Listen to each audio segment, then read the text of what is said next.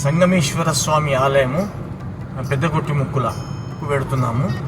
ఇది శివంపేట నుంచి 8 కిలోమీటర్లు ఉంటుంది.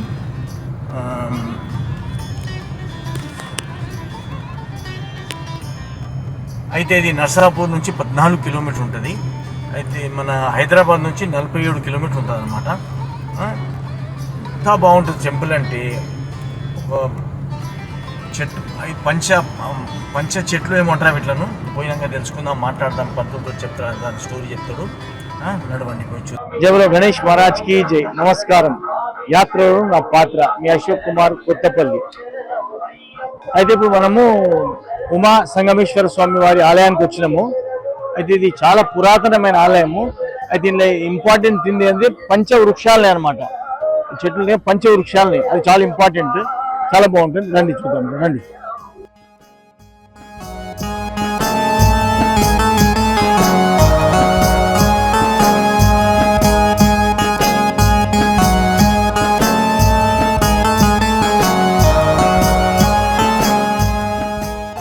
చూడండి, వీటిని పంచవృక్షాలు అంటారు అన్నమాట. మనకు ఇది ఇందులో ఏది మొదలో తెలియదు. చాలా బ్రహ్మాండంగా ఉంది. చూడండి పంచవృక్షాలు.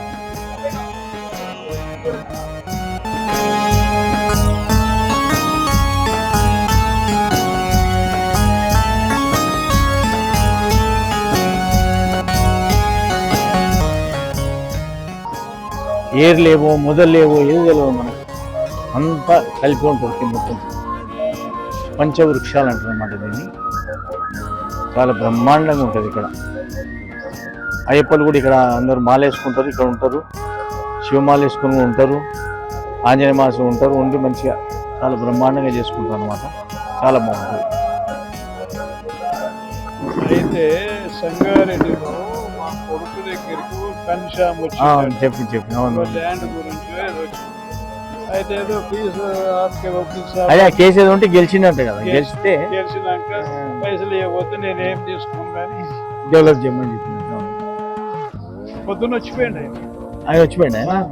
ఇప్పుడు ఆ కమాన్ కూడా కట్టించండు కదా, ఆయనే కట్టిస్తుంది అది. మరి మనమే అదే ఆయనే కట్టించండు కమాన్. ఆయన వాళ్ళు ఆవులు ఉన్నట్టు ఎక్కువ చేస్తారు ఆవులు.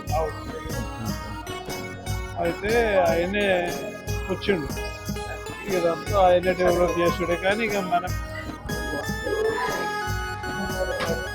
చూడండి ఎంతో పాత గుడి ఇది. ఇది కాకతీయుల నాటి గుడి అని చెప్తారు అన్నమాట.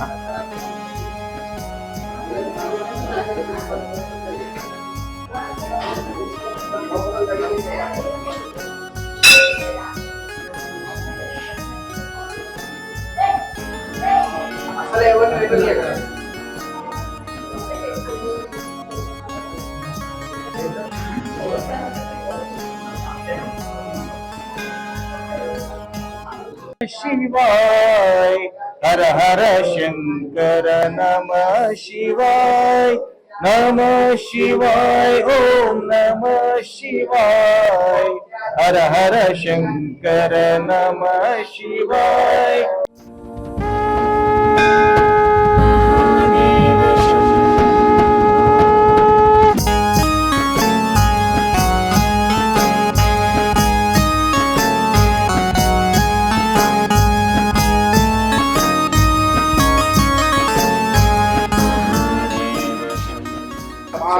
शंकराचार्य मध्यमां अस्मदाचार्य पर्यन्तां वन्दे गुरुपरम्परां यज्ञेशानंद संवेद्यां सुभद्रां समर्चितां योगलिंगान्वितां देवीं राजराजेश्वरीं भजे.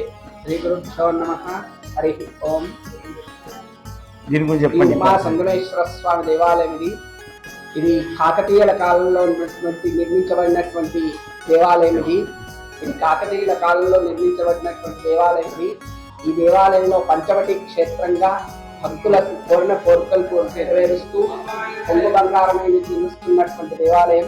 ఈ దేవాలయంలో శివరాత్రి, మాఘశుద్ధ ఏకాదశి, వార్షికోత్సవాలు, శివరాత్రి పర్వదినాన మహన్యాసపూర్వక ఏకాదశి రుద్రాభిషేకం, శివపార్వతుల కళ్యాణం జరపబడుతుంది. ఈ శివాలయంలో భక్తుల కోరిన కోరికలు నెరవేరుస్తూ కొంగి బంగారమైనటువంటి నిలుస్తున్నటువంటి దేవాలయం. ఈ దేవాలయం కాకతీయుల కాలంలో నిర్మించబడిందని చెప్పడానికి ఇక్కడ పంచవటి క్షేత్రమే ఆధారం.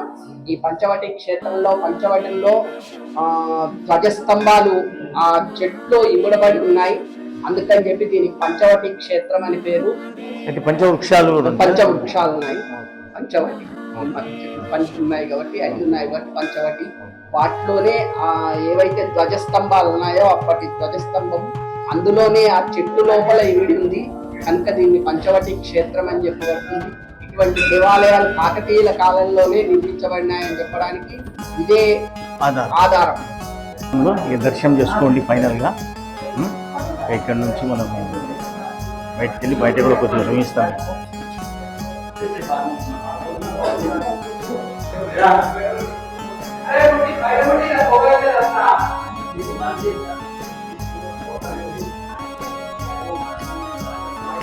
అబ్బా బ్రహ్మాండమైన దర్శనమైంది. ఇంకా మీకు కొద్దిగా వేరే కూడా చూపిస్తా. ఏంటి అది చూసి అన్నాడు కదా పంచవటి అంటుంది పంచవృక్షాలు. అప్పటి విగ్రహాలు ఇవన్నీ. ఇక చూడండి ఈ స్తంభం ఉంది కదా, దీన్ని బట్టి అసలు ఈ స్తంభాలన్నీ కాకతీయ వారి టైంలోనే అయినాయి అనమాట. కాబట్టి ఇది ఒక సాక్ష్యం మనకు అప్పటి గుడి అని చెప్పి.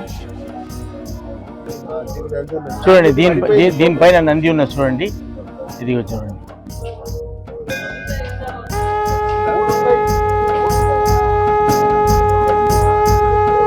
ఆంజనేయ స్వామి చూడండి.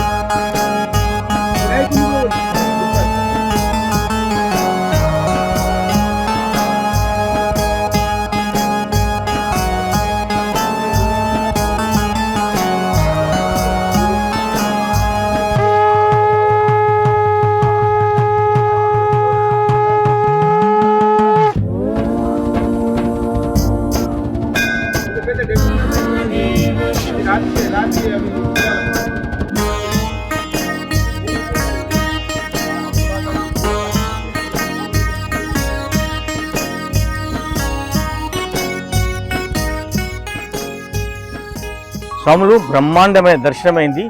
ఈ పంచవటి వృక్షాలు అబ్బా అసలు ఇది ఒక కొత్త టైప్ చాలా మంచిగా అనిపిస్తుంది. ఇది రేపు చూడబోతే రాను రాను మహాక్షేత్రం అవుతుంది డెఫినెట్గా. చాలా బాగుంది. శివరాత్రి నాడు 2 జాగాల అభిషేకం అయింది దొరికింది నాకు. మళ్ళీ తర్వాత దర్శనం అన్నీ అయినాయి. చాలా బాగుంది. నడవండి. ఈ తర్వాత నెక్స్ట్ ఎక్కడ పోతామో స్వామి నెక్స్ట్ చూద్దాం. నడవండి చలో.